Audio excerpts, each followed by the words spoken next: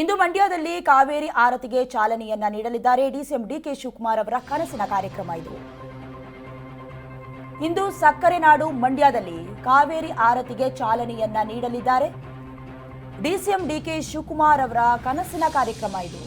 ಇಂದಿನಿಂದ 5 ದಿನ ಸಾಂಕೇತಿಕವಾಗಿ ಕಾವೇರಿ ಆರತಿ ನಡೆಯುತ್ತೆ. ಕೆಎಆರ್ಎಸ್ ಬೋಟಿಂಗ್ ಪಾಯಿಂಟ್ನಲ್ಲಿ ಕಾರ್ಯಕ್ರಮ ಜರುಗುತ್ತೆ.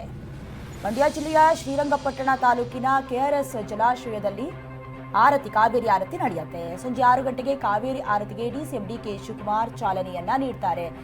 ಈಗಾಗಲೇ ಮಂಡ್ಯದಲ್ಲಿ ಕಾವೇರಿ ಆರತಿಗೆ ಚಾಲನೆಯನ್ನ ನೀಡಲಿದ್ದಾರೆ ಡಿಸಿಎಂ ಡಿಕೆ ಶಿವಕುಮಾರ್ ಅವರು. ಇದು ಅವರ ಕನಸಿನ ಕಾರ್ಯಕ್ರಮ. ಇಂದಿನಿಂದ 5 ದಿನಗಳ ಕಾಲ ಸಾಂಕೇತಿಕವಾಗಿ ಕಾವೇರಿ ಆರತಿ ಕಾರ್ಯಕ್ರಮ ನಡೆಯುತ್ತೆ.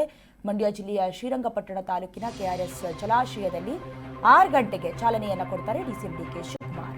ಕಾವೇರಿ ನದಿಗೆ ಪುಷ್ಪಾರ್ಚನೆಯನ್ನ ಮಾಡ್ತಾರೆ ಡಿಸಿಎಂ ಡಿಕೆ ಶಿವಕುಮಾರ್. ಸ್ಥಳೀಯ ಪುರೋಹಿತರಿಂದಲೇ ಕಾವೇರಿ ಆರತಿ ಜರುಗುತ್ತೆ. ಗಂಗಾರತಿ ಮಾದರಿಯಲ್ಲೇ ಕಾವೇರಿ ಆರತಿ ಕೂಡ ನಡೆಯುತ್ತೆ.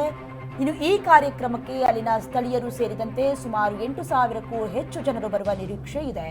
ಕೆಆರ್ಎಸ್ ಬೃಂದಾವನಕ್ಕೆ ಬರುವ ಪ್ರವಾಸಿಗರಿಗೆ ಉಚಿತ ಪ್ರವೇಶ ಕೂಡ ಇರುತ್ತೆ.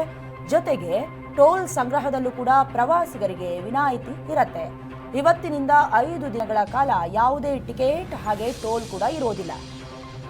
ಇವತ್ತು ಕಾವೇರಿ ನದಿಗೆ ಕಾವೇರಿ ಆರತಿ ನಡೆಯುತ್ತೆ. 6 ಗಂಟೆಗೆ ಡಿಸಿಎಂ ಡಿಕೆ ಶಿವಕುಮಾರ್ ಅವರು ಪುಷ್ಪಾರ್ಚನೆಯನ್ನ ಮಾಡೋದ್ರ ಮೂಲಕ ಚಾಲನೆಯನ್ನ ಕೊಡ್ತಾರೆ. ಅಲ್ಲಿನ ಪುರೋಹಿತರೆ ಕಾವೇರಿ ಆರತಿಗೆ ಕೆಲವೊಂದಷ್ಟು ಶಾಸ್ತ್ರೋಕ್ತವಾಗಿ ನೆರವೇರಿಸ್ತಾರೆ. ಇನ್ನು 8,000ಕ್ಕೂ ಹೆಚ್ಚು ಜನರು ಬರುವ ನಿರೀಕ್ಷೆಯನ್ನು ಕೂಡ ಹೊಂದಿದ್ದಾರೆ.